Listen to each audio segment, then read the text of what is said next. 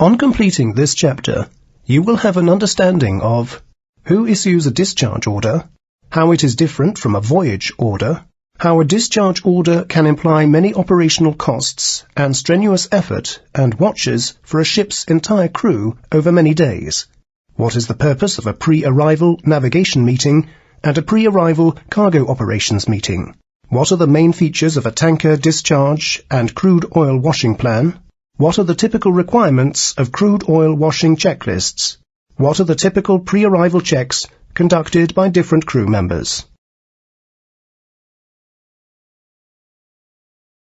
Who issues a discharge order? The discharge order is normally communicated to the vessel's master by email from the owner or operator or charterers. The discharge order is the basic information needed in order to prepare the vessel for discharge.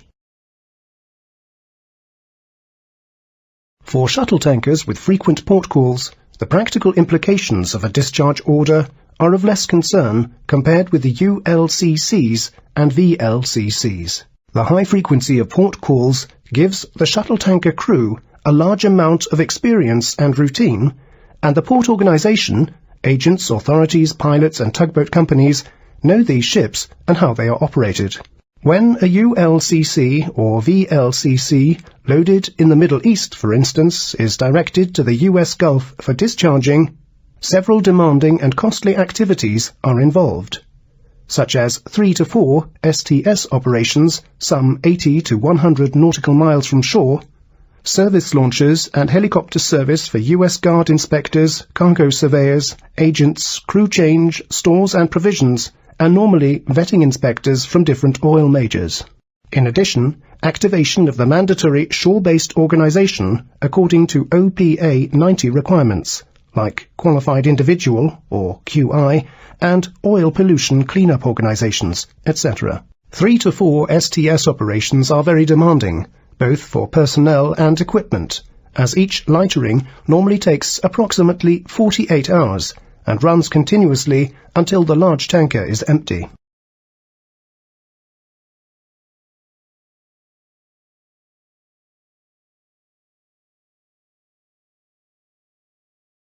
Between a voyage order and a discharge order received by the master, which one affects the chief officer or cargo officer more? A voyage order is an instruction from the owner or operator or charterers to the vessel's master about where the vessel shall sail after completion of a port call. The vessel needs some kind of instruction on where to sail. For instance, proceed to outer anchorage, drop anchor and wait for further order, or proceed to US Gulf for order, etc.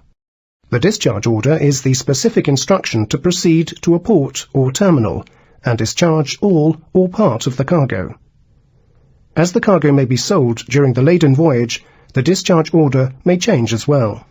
A discharge order from the charterers will, in addition to lots of information about receivers, bills of lading, etc., also include crude oil washing instruction and allowance for extra discharging time. Based on the discharge order, the discharge plan is worked out by the chief officer.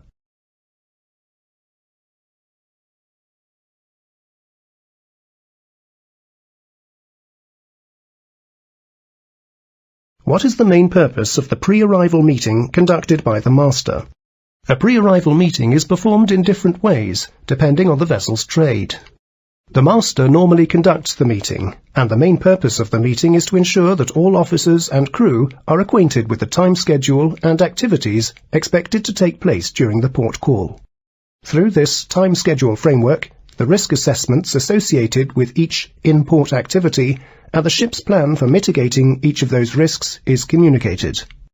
Beside the main purpose of a port call, loading or discharging, other activities can be STS lightering, special security measures, crew change, stores and provisions, bunkering, external technical service for the vessel's equipment, various external inspections, etc.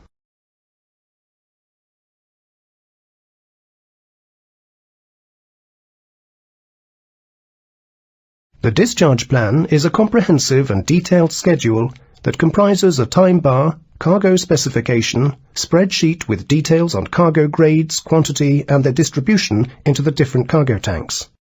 Further, the plan details line and valve systems and cargo pumps to be used, and estimated start and stop times for the different cargo pumps and vacuum strip system. This part of the discharge plan may vary depending on whether the reception facility and capacity is known. The discharge plan will normally be updated when the terminal information is known. The discharge plan also includes a detailed schedule for crude oil washing. For detailed information on crude oil washing, see CBT number 0054.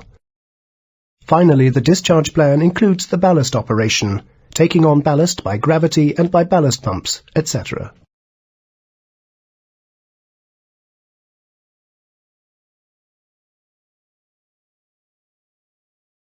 The Chief Officer conducts a meeting with the junior officers, which are second and third officer, pumpman and boatswain, in due time prior to arrival. The purpose of this meeting is to have their acknowledgement of full understanding of the discharge plan. The second and third officer are responsible duty deck officers during discharge, and consequently need to be fully familiar with the vessel's cargo system. To assist them during the operation, they have the pumpman, who is a qualified technician and responsible for maintaining the cargo equipment. In addition, they have the boatswain, who is the leader of the deck crew. A crude oil carrier that intends to carry out crude oil washing during the discharge operation needs to inform and obtain permission from the port authority and terminal prior to arrival. Although this formality is communicated by the master, the junior officers should be familiar with such requirements.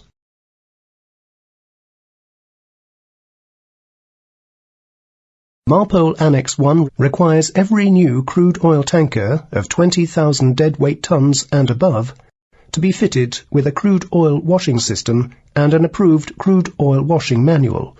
The crude oil washing manual contains a pre-arrival crude oil washing checklist, ship-specific, which should be completed by the Chief Officer prior to arrival at every discharge port where it is intended to undertake crude oil washing.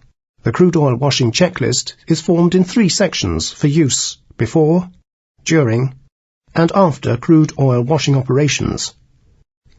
The crude oil washing checklist is to be shown to the loading master during the ship or shore meeting and during the crude oil washing operation. Click on the buttons to find out more.